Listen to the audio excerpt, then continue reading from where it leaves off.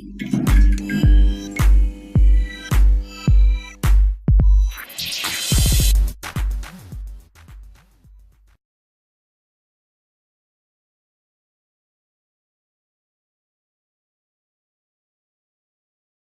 am Dmitry Linov. We are TMate software. We make tools for version control systems. And we are specifically focused recently on tools for migration from SVN to Git. And as we all know, Subversion has been a big thing many years ago and still is, but it's declining. And but there are still quite a lot of companies who have their reasons not to move to Git, even if they hello, thank you for coming. Even if they want to do so. And we will be talking about what are the possible reasons why companies don't move from Subversion to Git and how creating a mirror can help that. And there is also my colleague Simon sitting there in the right hand. He is one of the developers who is behind this product, so he can answer all specific questions on what the product can and cannot do in terms of the technology. So, is anyone here still using SVN? I know that you do. Who else is? No? No, okay, so we have SVN users here. And do you know maybe anyone else who does? Your colleagues from other companies? I know a lot. Well, you, of course you do, yeah. So something you're going to tell may be useful, if not specifically for you, but then for your friends, colleagues, so please share the knowledge. It's more a question of making the world better. Okay, so we're going to start with a simple thing with the true and false game. We are speaking about prejudices and misconceptions today, so let's start with to warm it up and have a little rest with true or false. So the word bug, meaning flaw in the software, originally meant a real bug. Is it true or false? True. And well, actually not. That is false. There was a story of a Mark II computer which had a moth flying in, but the word bug as a technical fault goes back to 19th century. Edison used it as soon as the word debugging. Okay, so the color of flamingos depends on what they eat. True or false?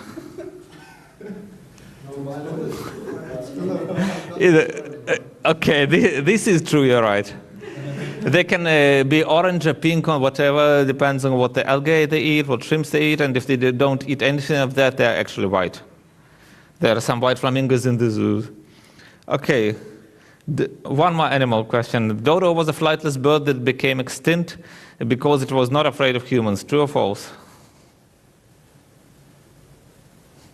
True. No. That is false. It became extinct after the humans arrived, but not because it was hunted. They're actually not tasty at all. There were reports that it's one of the worst meat possible, but it still became extinct because of a change of the environment, because of the animals which came with humans, because of the woods being cut, and it was not easy to adjust.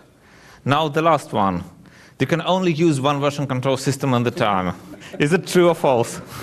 Yes, exactly. That's exactly what we are going to talk about. That this is a common misconception, like many others, that you have one version control and you stick to it. This is false. So, simple one. Why Git? Most people want to move to Git or are using Git. Git is growing. Git usage is growing every year, so I don't really need to tell you why Git is the most advanced version control system nowadays. Maybe you can tell me why people move to Git. Just what are the most common reasons why people want to use Git in the first place?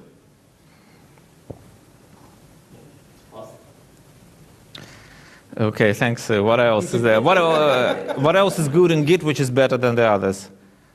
Okay, go on. It's a different question.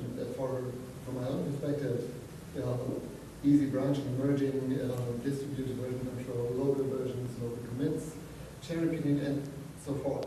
Exactly. But a lot of the people who want to change don't want to change, but have to change because of external influences. So, well, you mentioned all the main things. It's branches, it's cherry picking, it's distributed. So, next thing, why not Git? The people want to change this system is superior, why not? From our experience, the most common answer is the following. Because boss says no. Or because the company policy is that we are using Subversion. So boss says no, that's the bottom line. So why a boss might say no? The boss, this is what migration from one version control to another looks in the eyes of the boss. It's one big mess. So it is expensive, it takes time, it is a lot of infrastructure, it's a lot of training, and you really have to invest a lot, you have to stop all the processes for a period, and the most important thing, if anything goes wrong, the whole process stops until the failed part is recovered. So what we are going to see if there is another option. What if there was a magic mirror? As you remember, well, we are using Alice from a looking glass all the time. Alice went through the mirror and went to a different world where things were similar but different, so they remained her of the old time. And well, in the book, she only did it once. We are talking about the possibility to have a mirror which works all the time. So what is the mirror which allows you to connect Subversion and Git, working without stopping anything, without stopping production, without breaking your production line. And this is the only non-Alice picture in this presentation, which actually, I had to put it because I have to explain on a more realistic scheme how it works. We're speaking about a tool which is added to a Git server and works as a client for Subversion. That means that if you are moving from Subversion to Git, there are cases backwards it will work too, but the most common case is Git to Subversion, not the other way around. So if you're moving from Subversion to Git, you just start a new Git server, add this tool, which is called subgit for standalone or SVN mirror for Bitbucket, and you start, you can convert all the history of Subversion. You can start attaching new infrastructure to it. You can start moving developers from one system to another with Subversion actually running all the time. So when people start moving to Git, whatever they commit to the Git server is automatically translated and copied at Subversion server. When they keep working in Subversion, whatever new revision they make in Subversion is sent to the Git server immediately. So you don't have to stop anything, you don't have to retrain anything, it is just going there and back as long as you like it. We call it a stress-free or smooth migration. So you don't have to do migrate in a rush. It is more like smooth sitting in a train and just having things work for you. Smooth and stress-free. Now, common questions. What if we have a huge commit history which was very well organized in Subversion? We are afraid we are going to have a chaos. And more serious if what it is not very well organized in Subversion. The answer is, in both cases, it is not a problem because there is a tool which converts the commit history from Subversion to Git, and it is flexible. You can specify which branches go there, where you can exclude any specific paths or branches if you don't need them anymore. So you can actually make things more organized during the transition, or you can run it on automatic and it will detect whatever branches is and repeat the structure in Git. Another advantage which is based on a common misconception is about the production line. That there is a build server, there is an EDs, which developers use, there is an issue tracker, there is a revision control, and it is all connected to the version control system.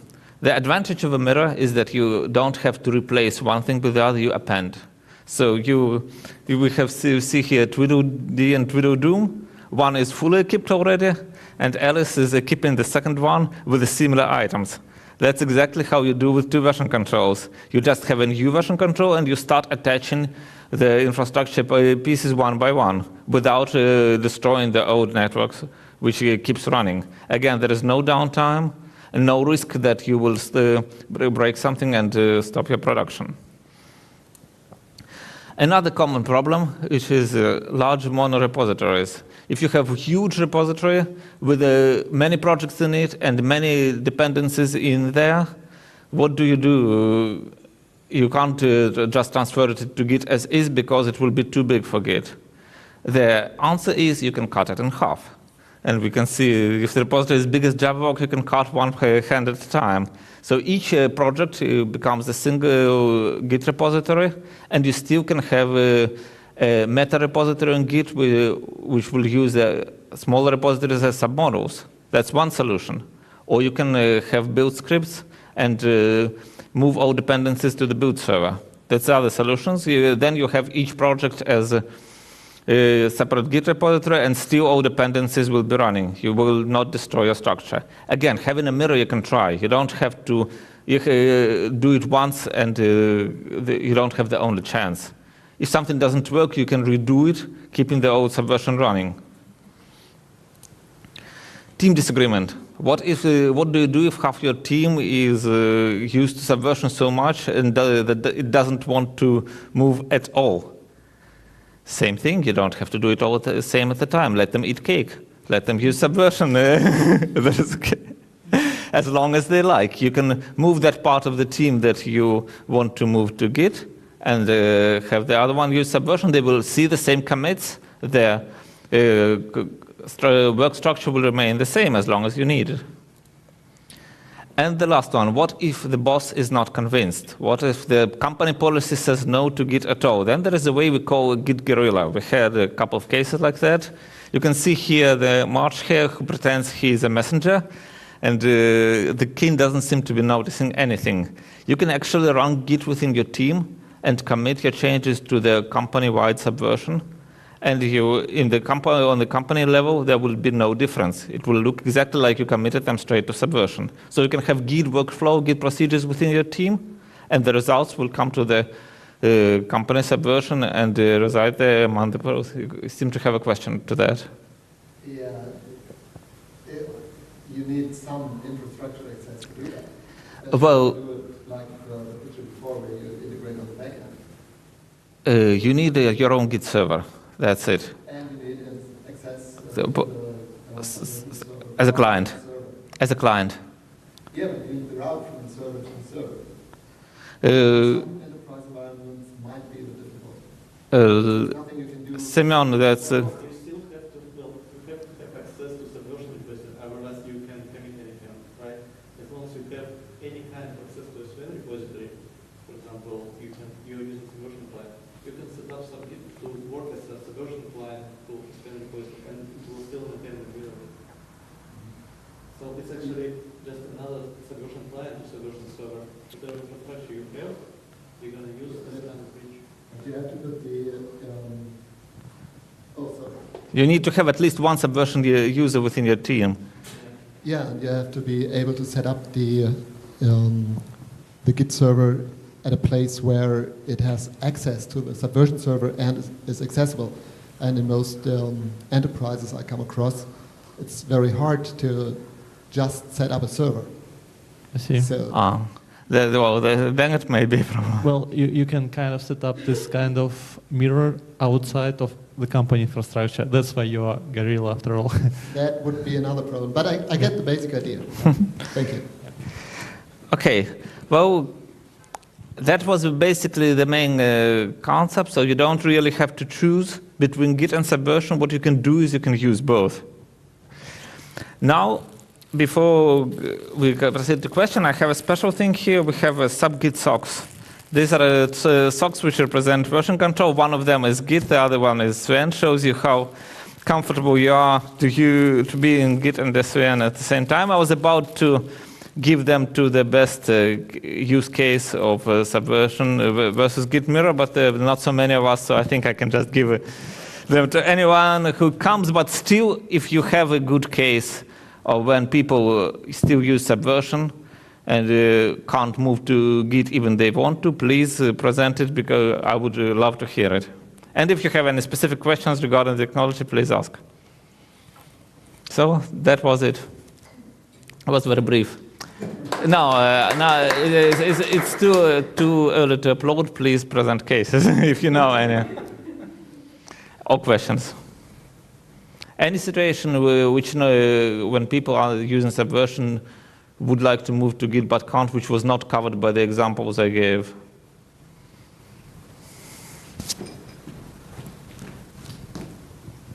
Thanks. Sorry, I didn't get that. Well, I was given a few examples why people think they can't move to Git. And the possible solutions are, do you know any more situations where people think they can't move to Git and have to stay in Subversion? What stops them? I think most of the cases I've counted are covered by your examples. One point is, of course, which you didn't mention, and which probably can't be remedied by a solution like that, is the inherent complexity of of Git in comparison to Subversion. And that actually would trigger another question. What do you do if you use higher level Git functions or more advanced Git functions on the Git side, which are not easily projectable to Subversion? Git functions such as? Let's do a cherry pick, let's do a hard reset of the head, let's do a merge between two unrelated chars, something like that. Okay, Simon, I think you can answer that. I know only one of the three, so please. So it's actually true that Subversion Git are tremendously different, right? But if you go down deep into internals of both systems, they actually storing the snapshots of the file system along with certain metadata attached to every file directory. And on this level, there are not too many differences actually. If you run a cherry pick, well, cherry pick is basically another change in Git repository. Well, in Subversion, cherry pick is actually a change plus merge tracking information that we actually merge this particular revision. So it's harder to keep this information from SVN to Git rather than from Git to SVN, right? So this is kind of that limitation which we cannot resolve because this is the nature of two systems. So that's true. There are certain things that we cannot represent in both systems equally similarly, right? But again, for most features, for most of workflows, for example, well-known Git flow, it's absolutely possible to make the mirror working with this workflow. So we can basically mirror the branches as they appear in Git on the Subversion side. So all the merges will be replicated to Subversion as well. So it's technically all possible. Any other cases or questions? No? Oh, you do. If you don't mind. So what's the technical infrastructure you need? Do you run on Java. Linux or Java? Any Java? Any operation system, just Java. Okay.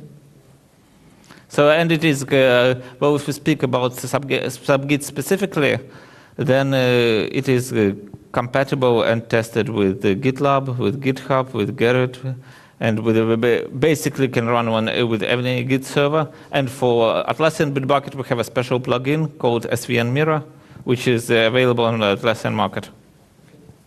Thank you. That's okay, so please come pick the gifts then. And if I may have your contacts in return, I would be grateful.